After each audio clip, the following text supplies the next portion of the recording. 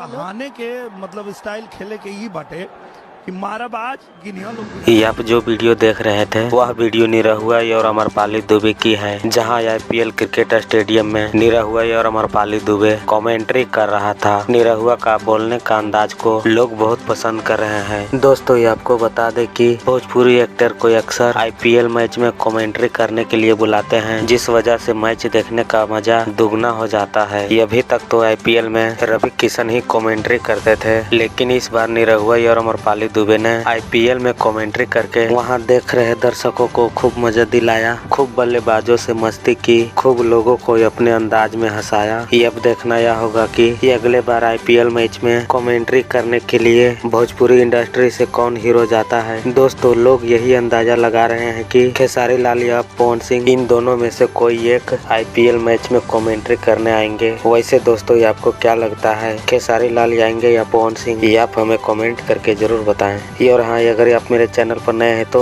हमारे चैनल को सब्सक्राइब करके बेल आइकन को प्रेस कर दें और इस वीडियो को तो एक लाइक जरूर कर दें।